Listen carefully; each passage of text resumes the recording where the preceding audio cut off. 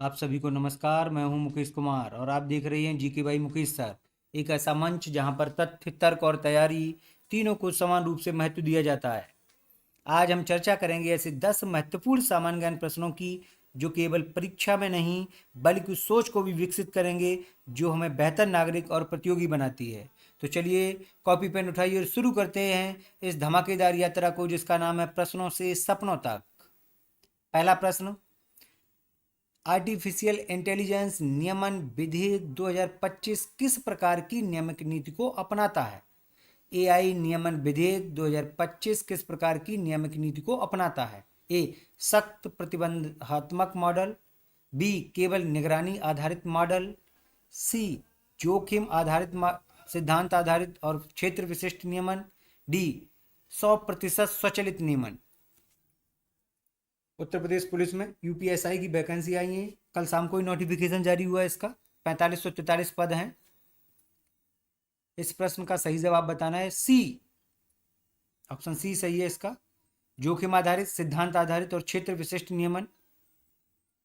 AI regulation bill 2025 का जो उद्देश्य है वो एआई के नैतिक, सुरक्षित, पारदर्शी उपयोग को सुनिश्चित करना, साथ ही डेटा गोपनीयता, मानवाधिकार और एथिकल नवाचार को संरक्षित रखना।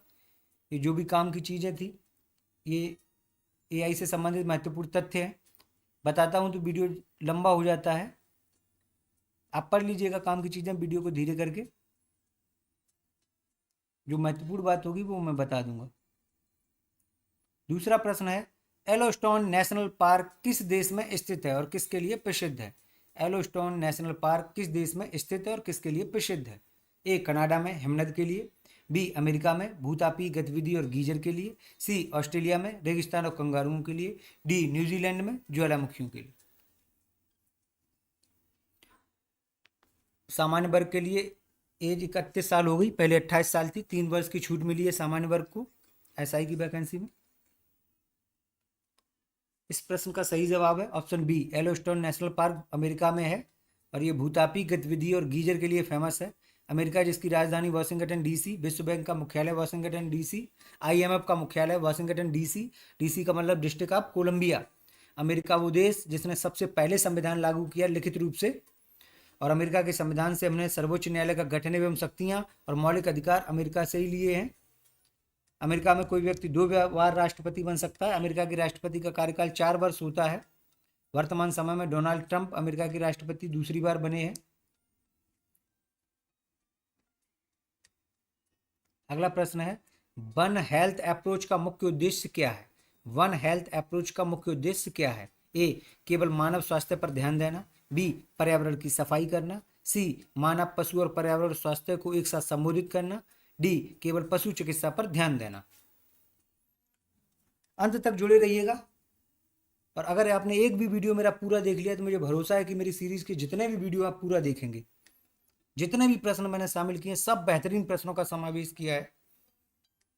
और इस प्रश्न का सही जवाब है ऑप्शन सी, मानव, पशु और पर्यावरण स्वास्थ्य को एक साथ संबोधित करना। आप हमारे वीडियो को अंत तक देखिएगा, यकीन मानिएगा जब वीडियो पूरा होगा तो आपको बहुत सारे प्रश्न आपके कवर हो चुके होंगे।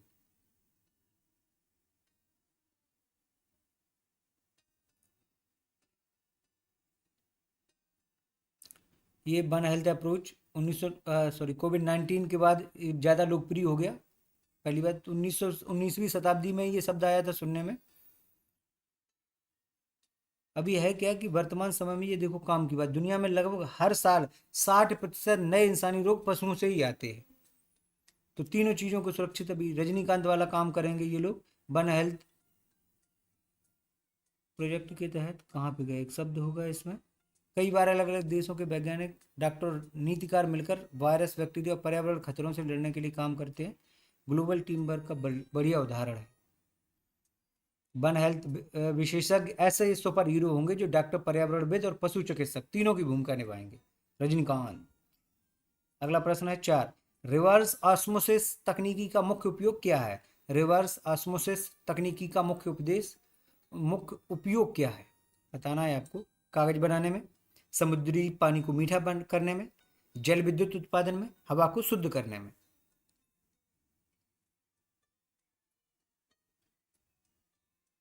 और इस प्रश्न का सही जवाब ऑप्शन बी है। आरओ का काम होता है समुद्री पानी को मीठा करने में, रिवर्स ऑस्मोसिस कहते हैं इसे, आरओ को। अब वीडियो को धीरे करके देख लीजिएगा, उपयोग फायदा क्या होता है इससे। काम की बात ये थी यहाँ पे, रिवर्स ऑस्मोसिस के बाद बचने वाला नमकीन पानी ही ब्राइन कहलाता है।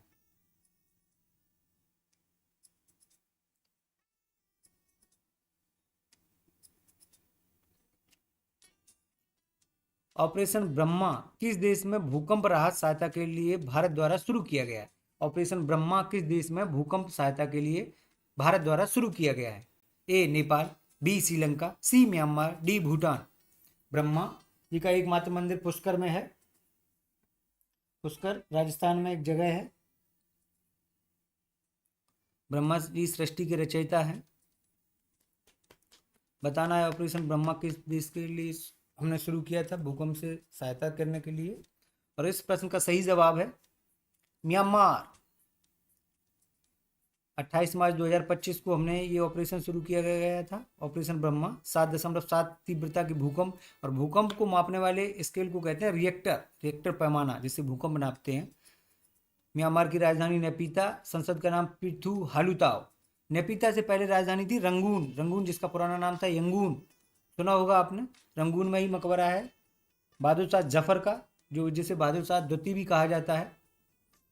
और रंगून में ही सेलुलर जेल, जहाँ काले पानी की सज़ा दी जाती थी हमारे लोगों को, अंग्रेजों ने वहीं पे भेजा।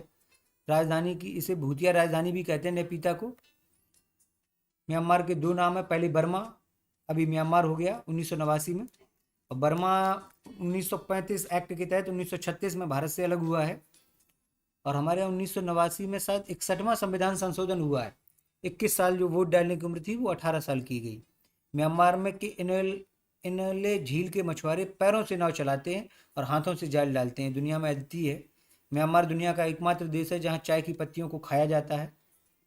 6वां प्रश्न है, 2025 में भारत द्वारा कौन सा नया खेल प्रशासन सुधार कानून पारित किया गया है? भारत द्वारा कौन सा नया खेल प्रशासन सुधार कानून पारित किया गया है? A sports promotion act, B national sports governance bill, C sports development act, D national athletic regulation act. अंत में मैंने एक शेर भी सुनाया है, वीडियो के अंत में है। और इस प्रश्न का सही जवाब है option B national sports governance bill. क्या है देख लीजिएगा भाई, अभी बिल्कुल हाल में करंट का क्वेश्चन है। 11 अगस्त 2025 को संसद में पारित हुआ है ये बिल। ये भारत में खेल संघ जो नहीं, बीसीसीआई, हॉकी इंडिया है, इनमें लगातार विवाद और कुप्रबंधन और पारदर्शिता की कमी देखी गई, इसीलिए बिल लाया गया। अब पैसे इसमें के जो कार्यकाल होते हैं वो 3 ही कार्यकाल हो सकते हैं, 12 साल से अधिक कोई भी व्यक्ति अपने पद पर नहीं रह सकता है। बहुत सारे सुधार किए गए इस कानून के तहत।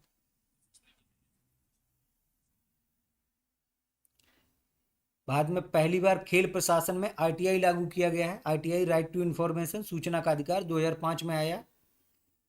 सूचना का अधिकार अरोड़ा राय लेकर आई हैं। आरटीई 2009 में आया, राइट टू एजुकेशन, शिक्षा का अधिकार। और नई शिक्षा नीति आई 2020 में।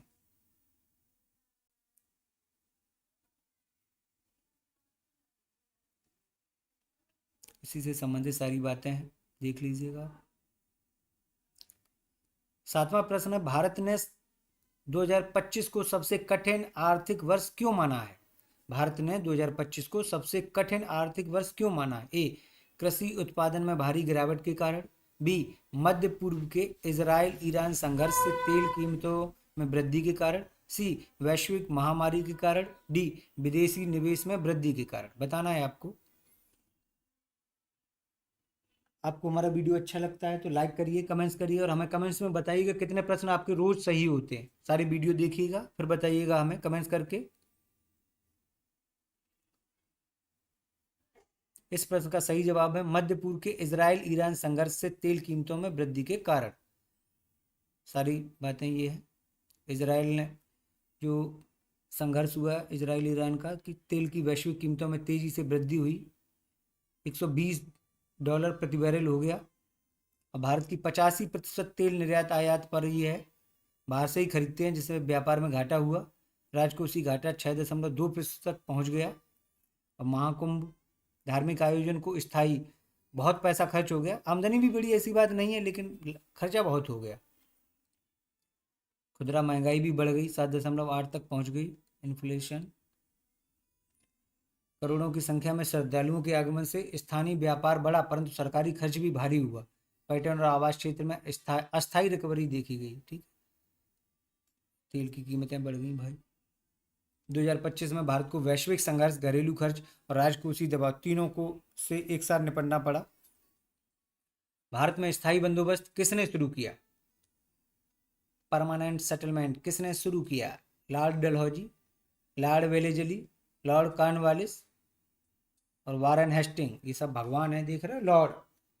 ऐसा वक्त की बात होती है भाई, ये वक्त था जब ये जिन्हें भगवान कहा जाता था, आज इनका वक्त बदला। तो देख रहे हो इनके कपड़े बैंड बाजे वाले पहने घूम रहे।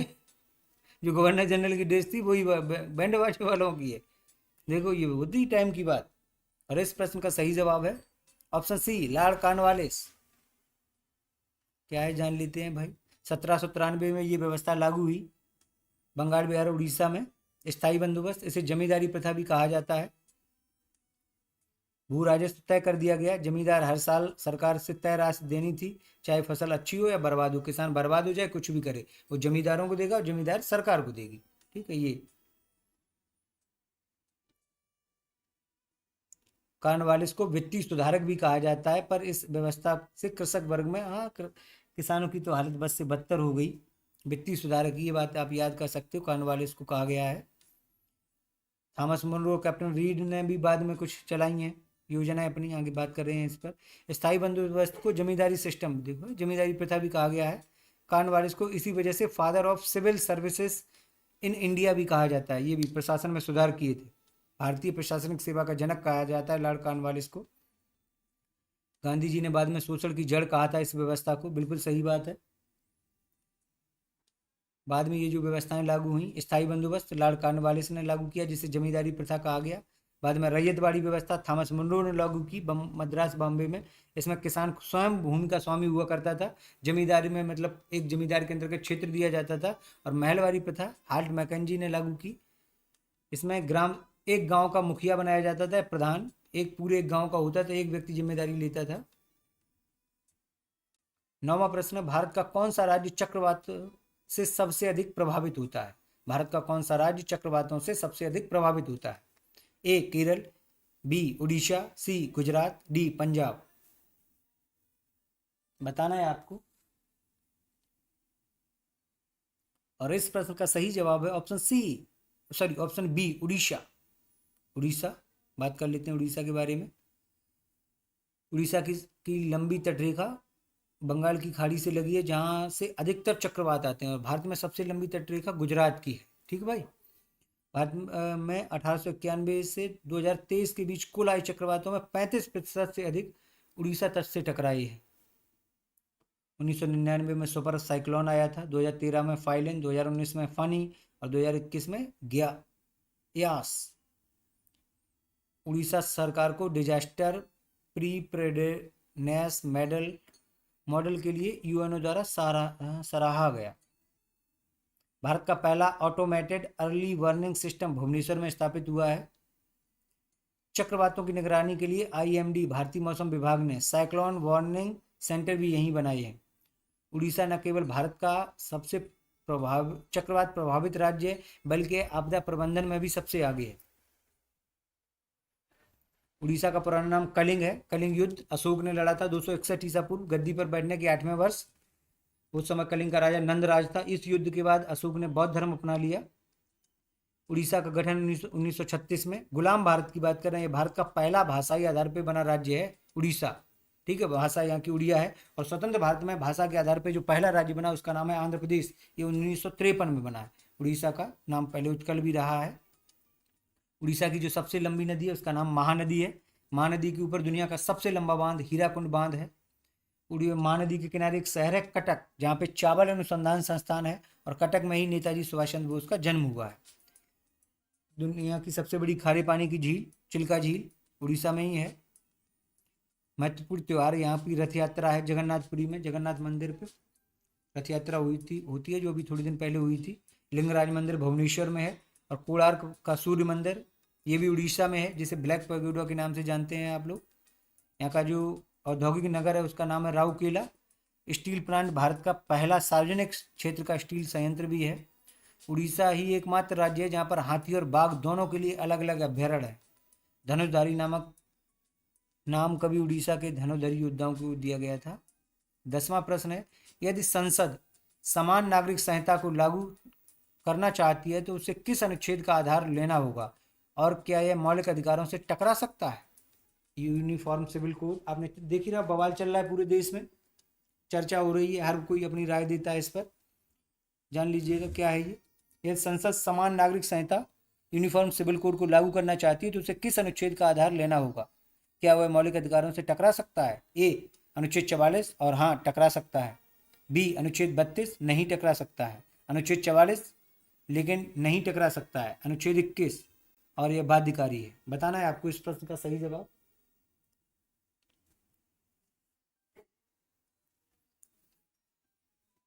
थोड़ा सा कठिन प्रश्न लग रहा होगा। आप मेरी अगर इस वीडियो को आपने अंत तक देखा है तो पूरे वीडियो जाके देखिएगा, हर प्रश्न आपको नया लगेगा और बहुत बेहतरीन प्रश्न। और पूरी उम्मीद भी है मुझे कि इस बार जो इतने भी वनडे एग्जाम हो रहे हैं हमारी इस सीरीज से प्रश्न जरूर पूछे जाएंगे। चलिए जान लेते हैं, बात करते हैं अनुच्छेद 44 और हाँ टकरा सकता है, क्योंकि अनुच्छेद 44 के बारे में आपने सुना होगा, ये डीपीएसपी में नीति निर्देशक तत्वों में आता है। ठीक है, ये देखो है स्पष्टीकरण। यूनिफॉर्म सिविल कोड एक DPSP direct principle of state policy Ireland से लिए गए नीति निर्देशक तत्व। इसे लागू करना धार्मिक स्वतंत्रता अनुच्छेद 25 में संघर्ष में आ सकता है, क्योंकि देखो अनुच्छेद 25 आता है मौलिक अधिकारों के अंतर्गत और अनुच्छेद 44 आता है नीति निर्देशक तत्वों के। और नीति निर्देशक तत्व और मौलिक अधिकारों में सबसे बड़ा अंतर यह है कि मौलिक अधिकार न्यायालय द्वारा लागू कराए जा सकते हैं, नीति निर्देशक तत्व राज्य स्वेच्छा से लागू करेगा। ठीक है, अपनी कैपेसिटी के अनुसार लागू होगा। ये क्या फायदे होंगे क्या नुकसान होंगे उसी की टेबल है ये।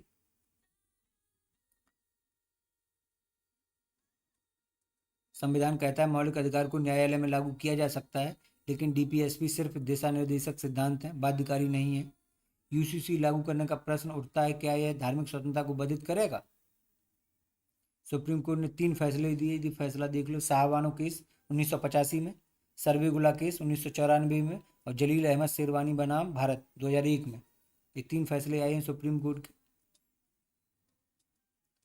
समान नागरिक संहिता का उद्देश्य क्या है? सभी नागरिकों के लिए समान कानून, चाहे उनका धर्म, जाति या लिंग कुछ भी हो।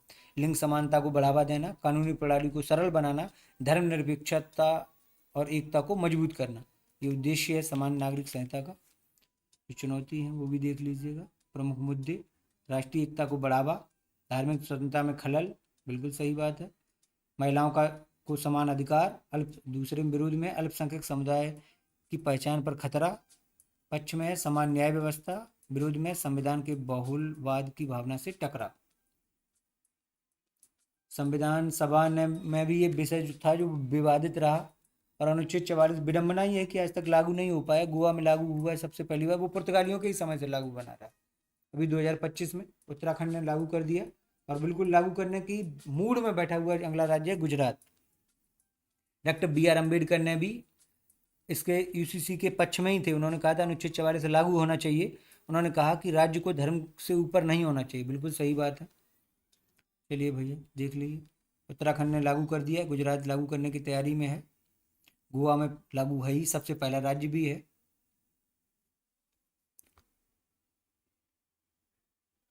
ये दुनिया भर की चीजें हैं यूसी से ही संबंधित। लिव इन रिलेशनशिप, मौलिक अधिकार लेकिन दिशा निर्देश सिद्धांत, ये राज्य के ऊपर नियम लागू होते हैं कि राज्य लागू करना चाहता है कि नहीं, बाध्यकारी नहीं है। ठीक है भाई, ध्यान रखना इस बात को। ये कुछ लाइनें हैं, अगर कमेंट्स करके हमें जरूर बताना कितने प्रश्न सही हुए हैं आपके। तूफानों से आंख मिलाओ, सैलाबों पे बार करो। तूफानों से आंख मिलाओ, सैलाबों पे बार करो, मल्लाहों का चक्कर छोड़ो, तैर के दरिया पार करो। तूफानों से आंख मिलाओ, सैलाबों पे बार करो, मल्लाहों का चक्कर छोड़ो, तैर के दरिया पार करो। फूलों की दुकानें खोलो, खुशबुओं का व्यापार करो। फूलों की दुकानें खोलो, खुशबू का व्यापार करो। इश्क खता है तो ये खता एक बार नहीं 100 बार करो। और आपने हमें सुना, इसके लिए धन्यवाद आपका। वीडियो आपको ज्ञानवर्धक और परीक्षा की दृष्टि से महत्वपूर्ण लगती है तो चैनल को सब्सक्राइब करें, शेयर करें, और वीडियो को यहाँ तक देखने के लिए बहुत बहुत धन्यवाद। मिलते ही हैं जल्दी एक नए वीडियो के साथ, तब तक खुश रहें, मस्त रहें, स्वस्थ रहें। जय हिंद, जय भारत। कमेंट्स करके हमें जरूर बताइएगा कितने प्रश्न सही हुए हैं आपके।